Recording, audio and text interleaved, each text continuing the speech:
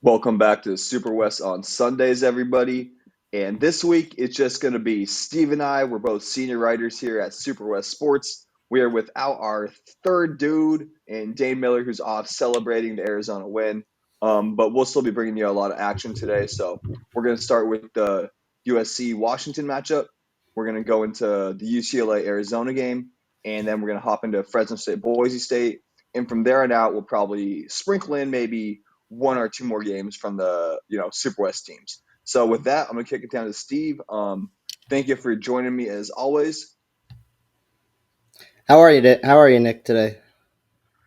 The Cougars had a interesting performance, we'll say. So I could be a little bit better, but I'm happy to see on the other side of the track here, at least we have a college football playoff contender coming out of the Super West region. So, how are you doing over there? And I know you had a pretty fun victory out there in Bloomington, sir. We did. So, My Hoosiers actually got a win this week, so I don't know if that over Wisconsin. So it's a good one. I think they're looking at three Big Ten wins now in the last 2.5 years. So that's something to be said for them. But we'll digress. But in your state, yeah, we got Washington rolling once again.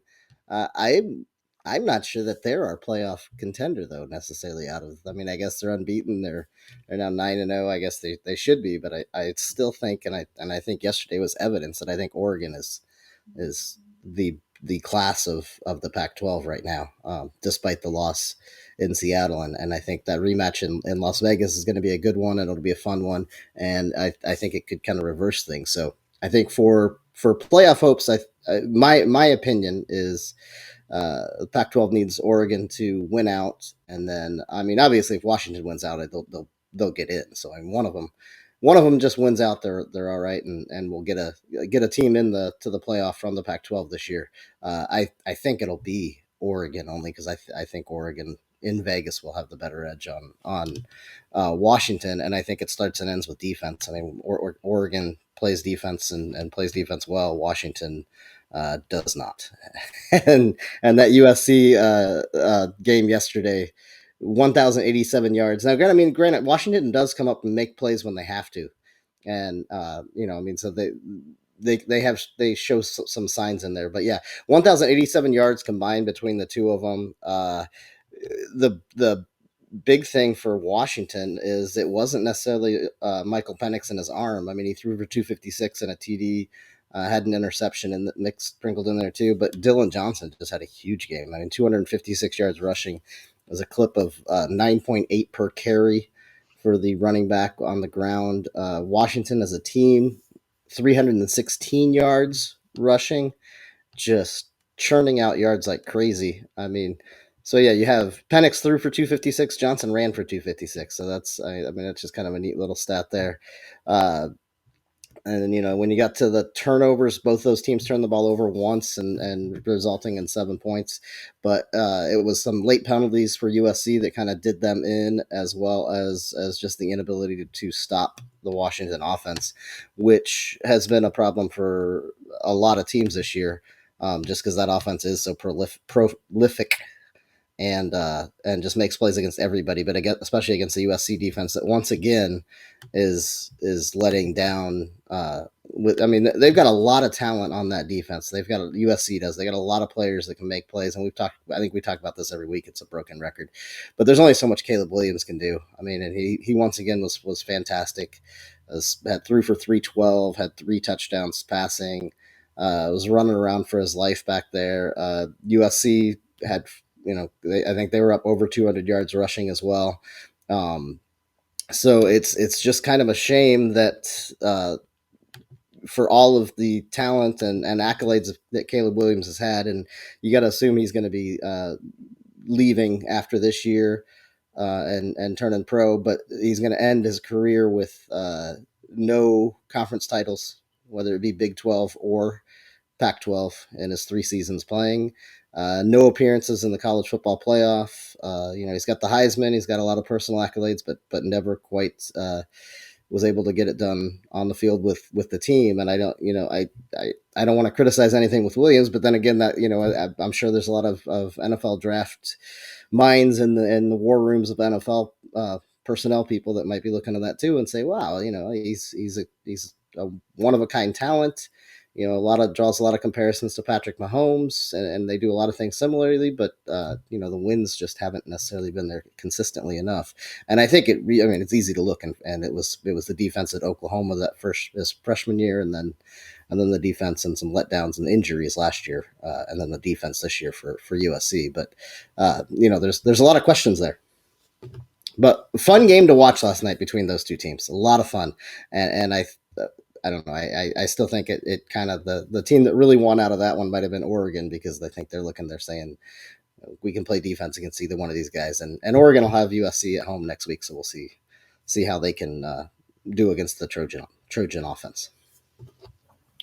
Yeah, it should definitely be interesting to see that USC Oregon matchup, as well as we also have Washington versus Utah next week. So kind of like we're getting to these little elimination type top tier boxing, contender matches type things. So all around should just be good action next week. But for me, looking at this Washington USC game, I think it was easy to kind of feel like the Huskies fell off with their performances against ASU and their performance against Stanford as well. But for me, this was kind of indicative of a team that just kept going, kept winning. And yeah, before we get too far away from it, yeah, you are right. I would say Oregon is probably still looking like the best legitimate college football playoff team, but Washington still is undefeated, so they still have room to have a mistake here. Whereas Oregon has lost to Oregon State the last couple of years, or at least last year, maybe 2 years in a row. Oregon still has to do some things, and they don't have say even if the Huskies make the Pac-12 championship, if they play tough and lose, they could still make it potentially. That's not a guarantee, but potentially.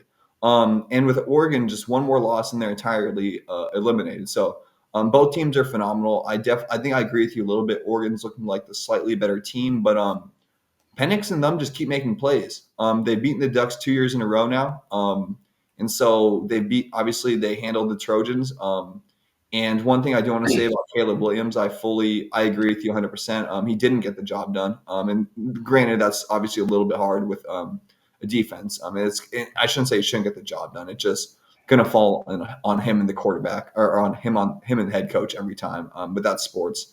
But one thing I did learn about him is seeing him cry, kind of in his mom's arms, or someone in his family's arms, it appeared to be, and they were covering his face. He didn't have to care. He's already a millionaire. He's already a celebrity. He's already in LA. He didn't really have to care about that team, and that showed me something. The NFL professional level stuff, that doesn't mean anything. Caring, unfortunately, professionally, you get the job done or you don't. But at least, as a human being, he did care about the USC and his teammates a little bit. So that showed me something. And I'm a huge Caleb Williams fan too. I was throwing out some negative tones there, but no, I there's no mistake. I'm a huge Caleb Williams fan, and I wasn't trying to be overly harsh on him, but just kind of pointing out what some people in NFL stock might be taking a look at too. But yeah, I'll let you finish as well. Sorry about that.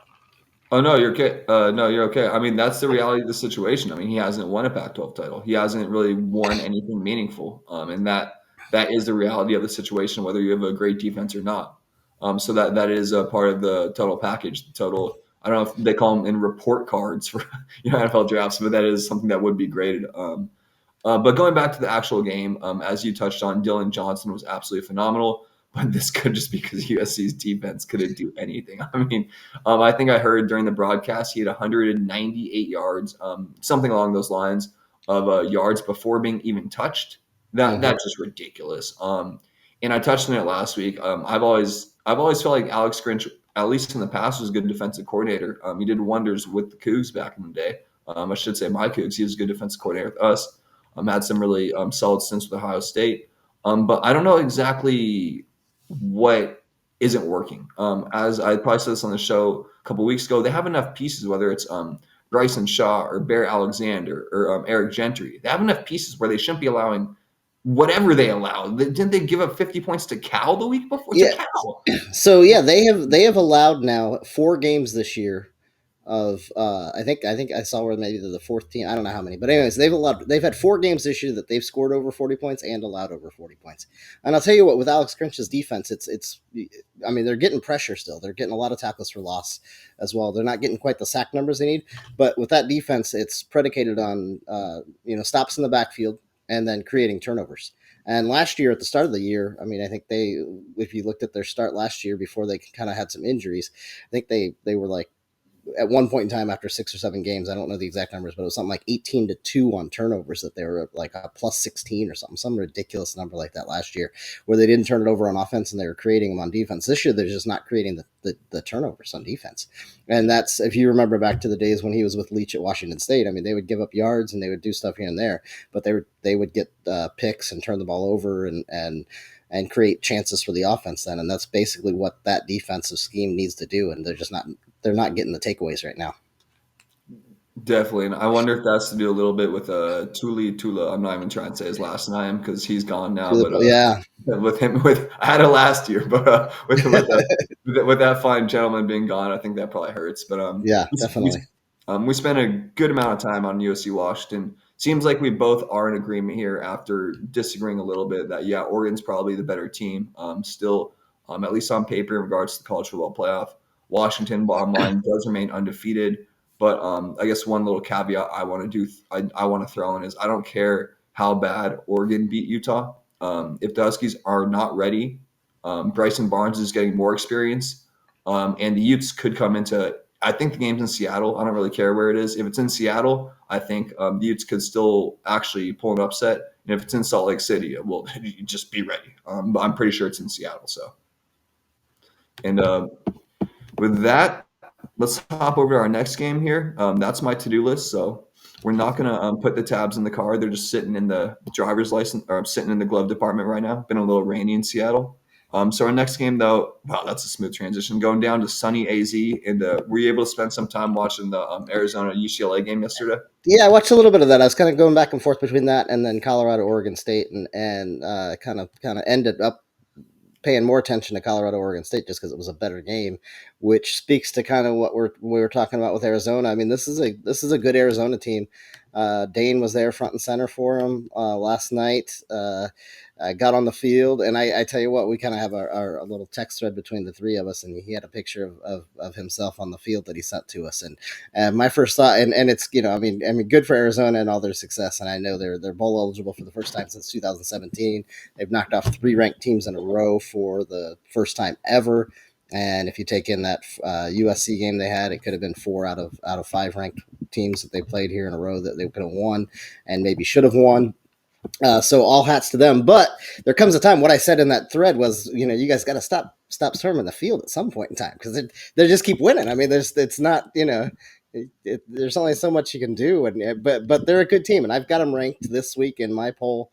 I got them 22nd in the nation after the win yesterday. Noah Fafita continues to just play well. He was efficient. 3 touchdowns, 300 yards passing right on the dot. I think he had something like 7 interceptions. Jonah Coleman was running the ball well, averaged like 4.5 yards per carry. I think he had 88 total, or 77. I think he had a couple plays go backwards, but I think he ended up with 77. No penalties for Arizona. They had just committed 3 for 25 yards. And UCLA's got a good defense, and they scored 27 on them. Which this is a very, very good UCLA defense that just gets after it. And they even allowed some sacks, Arizona did, but they still were able to get out in front of the chains and move the ball, and forcing, it was, the turnovers weren't there really. So that, it was just a good, well played football game by Arizona. And this is a really, really good Arizona team. And if you look at their schedule coming up, they're 6-3 right now. They have got Colorado next week. Then they play Utah at home and Arizona State on the road. Obviously, and against Arizona State, it's a big rivalry. Anything can happen, but Arizona should be able to take care of that one. At Colorado should be no problem at all for Arizona. So right there, you're looking at 8 wins, and then I mean, you get Utah at home, another ranked team coming to Tucson, and you never know. I mean, they could pull the upset there too, and make it a 9-3 season for the Cats. And it's just, you look at what Jed Fish did and where this team was 2 years ago even. I mean, it was where they had the longest active losing streak in the nation, and losing to Northern Arizona at home. And it was the turnaround is just shocking, and it's they're playing good football on both sides of the ball. Fafita's a great. I mean, we could put him as our freshman of the week every week, pretty much. We mix it up this week just because we could do it every week for him. But yeah, Jed Fish has done a stellar job at down in Tucson, and I think the rewards are coming probably sooner. I think people kind of saw that they were on the right track towards the end of last year too, but I don't think that this quick of a rise this season was expected by anybody. Definitely. And for me, I fell asleep. I was so distraught by my Cougars score. I think it just put me to sleep early. But in all seriousness, I didn't get to see this matchup this week. But the main takeaway I have from Arizona at this point is the turnaround was obvious. The turnaround's just been impressive ever since Jed Fish took over. Obviously, just really accelerated this year. But the last two opponents they've beaten, usually when you're trying to rebuild a team, it's the physicality that takes the longest. Obviously, building up the offensive and defensive lines. They've now beaten Oregon State and UCLA. Those are two of the most physical teams in the Pac-12. UCLA entered this contest having a top 10 defense. I watched the Colorado and the WSU games against UCLA. It was like a game of Madden where just one team was completely overmatched. Every single play, whether it was Cam Ward or Shedeur Sanders, they were under pressure by this vicious UCLA front, both the Murphy twins and Leatu Latu. And the fact that Arizona was able to hold their own against that, hold their own against Oregon State's offensive line, this team is for real. And if they do beat Utah, you've now outclassed historically the three most physical teams outside of you got to throw Oregon in there now because Oregon is just looking so good. But they really outclassed three of the more physical teams in the Pac-12, and we already knew they had the skill position players, so it's really going to be a wonder to see how this team performs in the Pac-12 and the Big 12 going forward. Because Jed Fish, people talk about energy, they talk about energy, and Mike Hopkins, he's the UW basketball coach. Little turn here, but I think that this energy can be a bad thing if it's not directed in the right way. And clearly, he's got things turning. You can feel how excited Dane is about the program. He's wrong. Unfortunately, he's in the middle of, I'm just stereotyping Arizona a little bit. He's in the middle of the desert right now, so he's no signal and can't get back to us. But no, in all seriousness, his excitement, the program excitement, everything Jed Fish is doing, and to back it up with wins against these physical teams, it's fun to watch.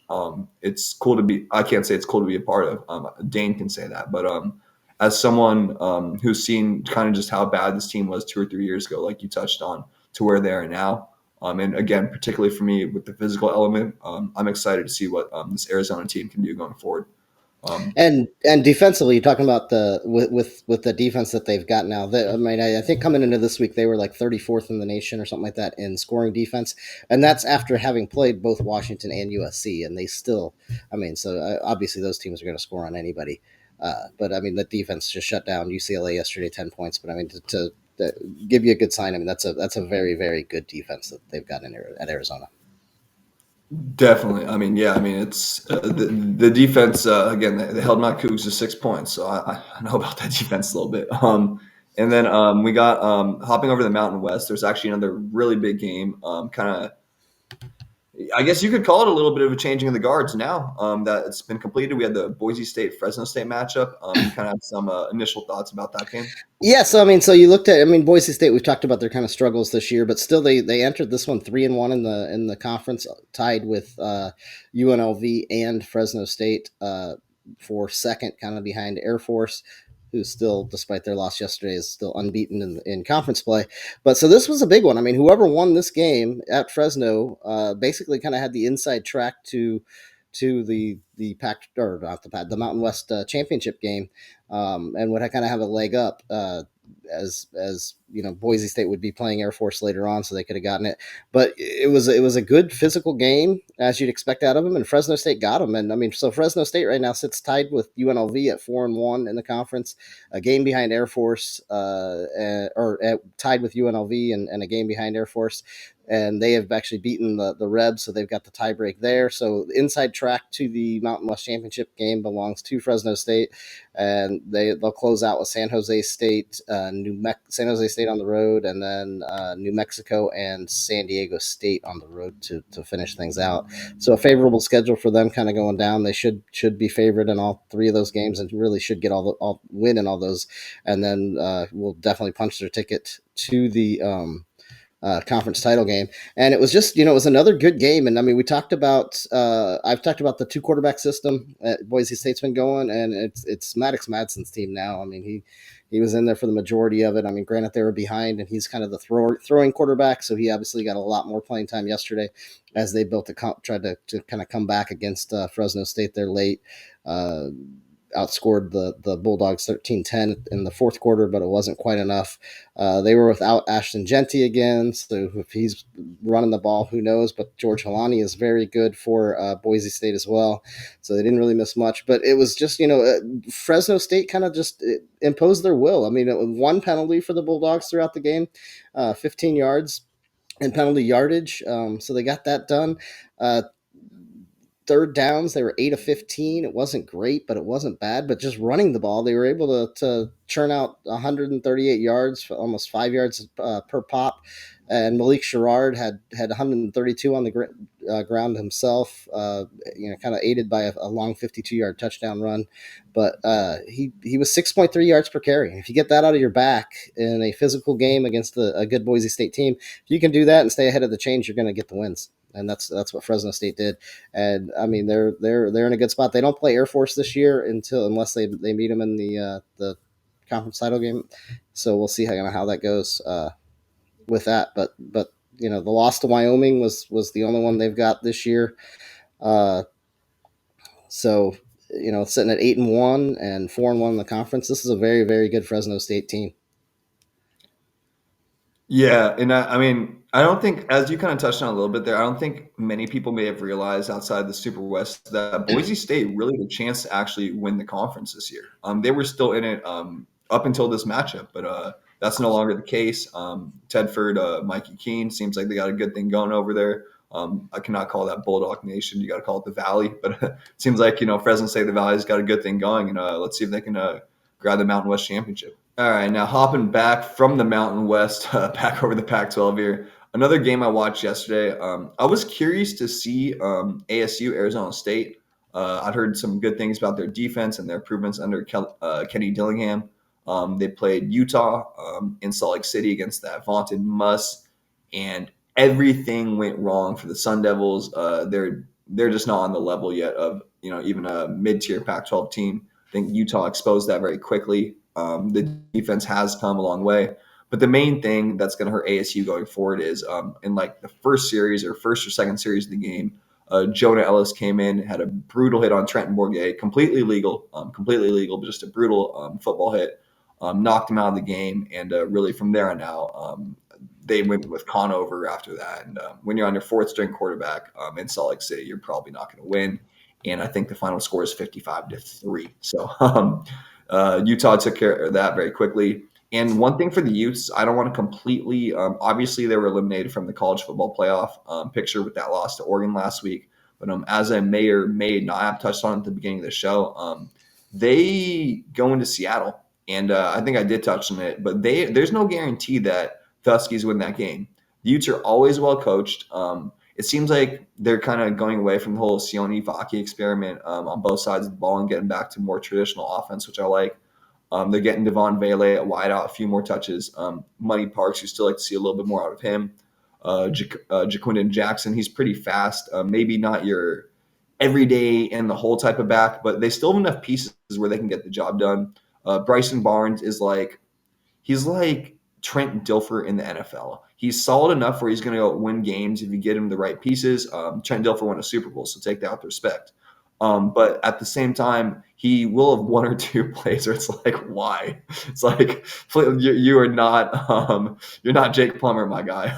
There's just a couple times Bryson Barnes does that, but I think if he can limit those in Seattle, like he had one against ASU where they dropped a pick six that could actually really tilted the game.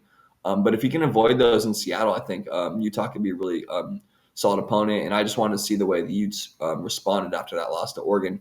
Still a top tier team in the Pac-12, still a top tier team in the Super West, still, as far as I'm concerned, a top tier team nationally. If you don't have an explosive offense, that team is always going to be tough to beat. So, Utes still looking solid, setting up kind of the final showcase before to see if someone can maybe knock off the Huskies towards the end of this year. I know they may have one or two tough matchups, but again, Utes getting it done, responding, and I always respect Kyle Whittingham, and the program continues to thrive. No other way to say it. Yeah, and just 83 yards total for Arizona State in that game. I mean, you hold that team to 83 yards. I mean, you hold a Power 5 team to 83 yards, 1.4 yards per play. That's amazing.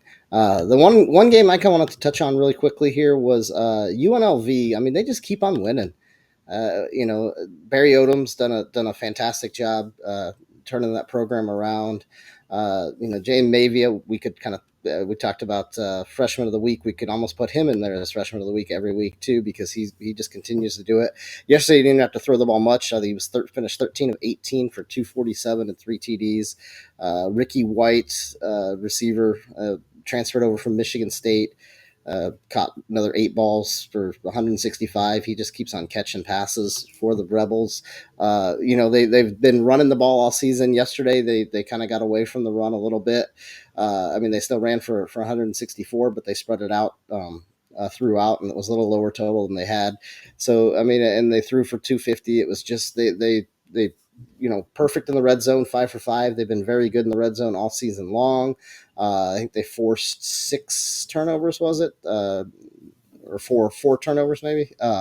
Either way, it was they were getting after it and forcing turnovers. And it was a 56-14 win over New Mexico. New Mexico is not a good team, but it's a sign that UNLV is a good team, because when good teams play teams that aren't good, it should be 56-14. And I think that's a big step up from where UNLV was just, not just last year, but 2 years ago as well, when they were, right there with Arizona for the one of the longest active losing streaks in the country at that time. So, kudos to UNLV, and they just keep on rolling and winning games. And the other one that I wanted to touch on again, it's San Diego State's struggles continue, dropping an overtime game to Utah State, and kind of touch on it a little bit, because the Utah State defense, and we'll get into it a little bit more, I think, and when we start talking about players of the week, but the Utah State defense actually stepped up and got a lot of pressure. I think they ended up with 6 tackles for loss, or 6 sacks, 6 sacks on San Diego State, and San Diego State's got the problems, but a big win for Utah State over the Aztecs in overtime. Definitely, and for UNLV, I think I almost forgot my point. I just started talking, but the point came back to me. Love when it works like that. So for UNLV fans, I just want to throw this out there, because a lot of people may not realize this team could still win the Mountain West. And I retweeted something from SuperWest Sports. That was the worst sounding plug ever. But in all seriousness, I retweeted something that I found interesting. And UNLV, at least as of like 2 weeks ago or 1 week ago, had 35% attendance for their home games. 35. And your team's competing for conference title? I know there's things to do in Vegas, but you gotta put some fans in the stands. You're out there competing and winning games, as you mentioned. As you said, really, and there's another way. I hate that people always say, play down to level your opponent. I'm glad they went out and smacked New Mexico, because that is what good teams do. They don't wait around. They don't win 21-7. They win 56-14. They get their backup some reps. They improve everyone in the team, everyone in the culture, everyone in the program. So, yeah, I'm getting it done. Definitely a sign of growth for the Rebels. And dating back to last year, they've won 8 in a row at Allegiant Stadium too. So not only they're winning games in Allegiant Stadium too, they're winning home games. So yeah, get out there and watch them. Yeah, definitely, they're an exciting team. At least it's a sure bet, right?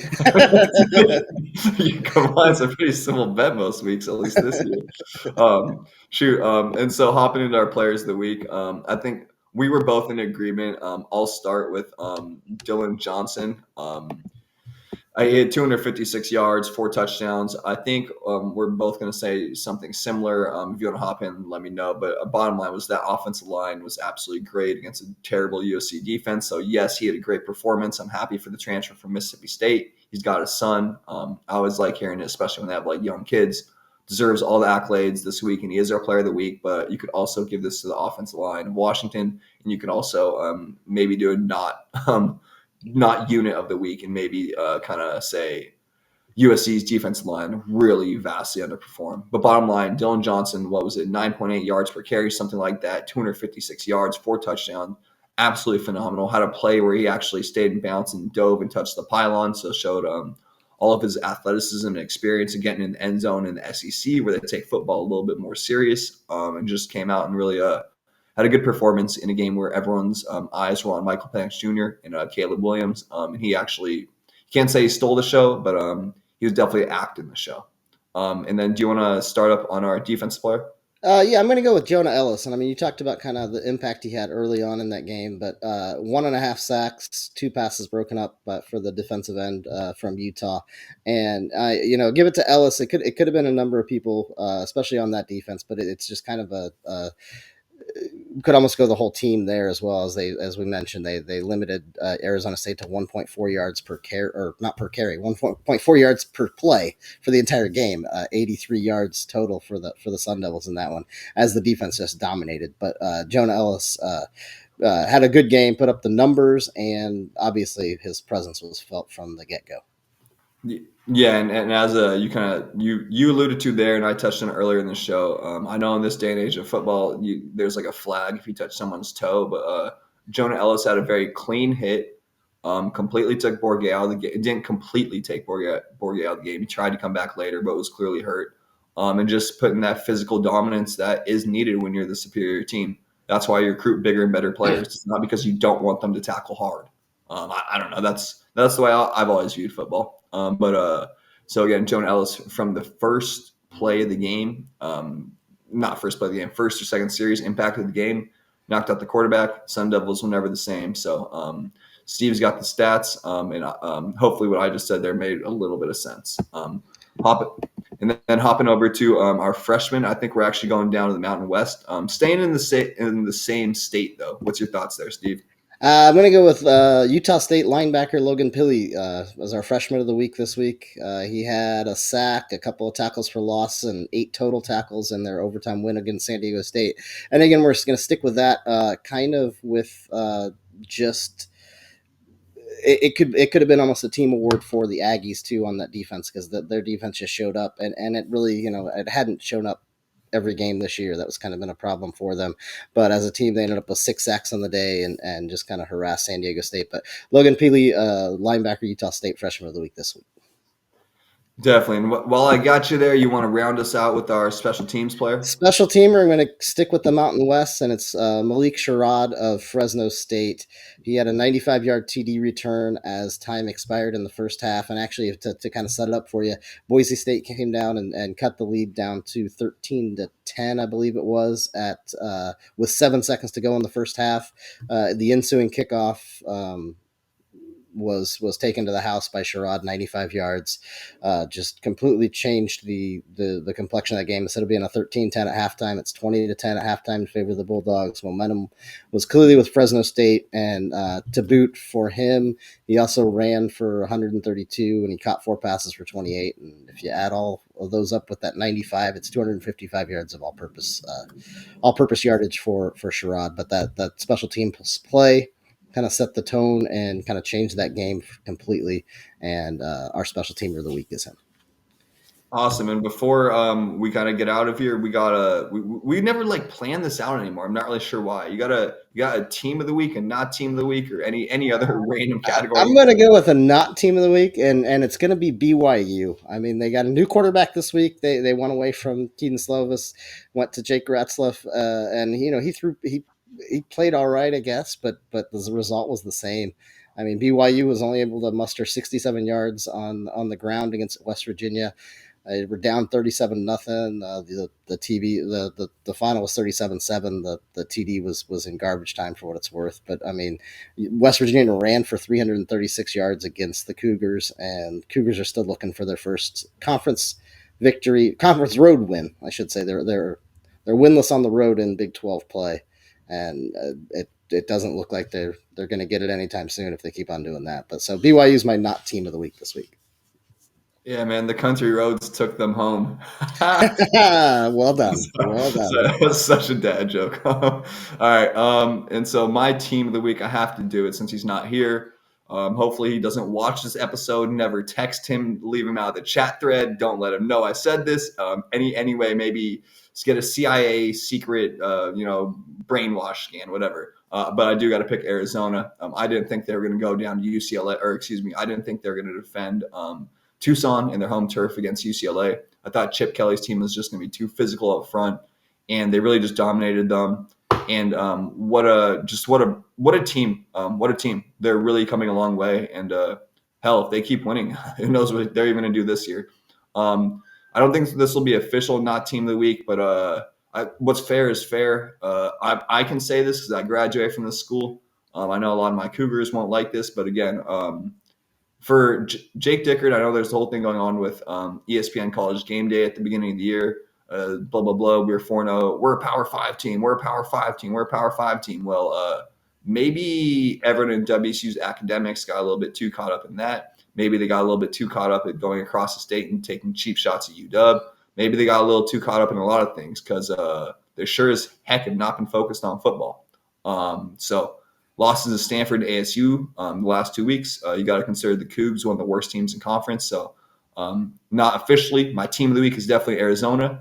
But if I had a not team of the week, I got to say that about WSU. So you got any final thoughts, Steve, before we get out of here? No, we're good.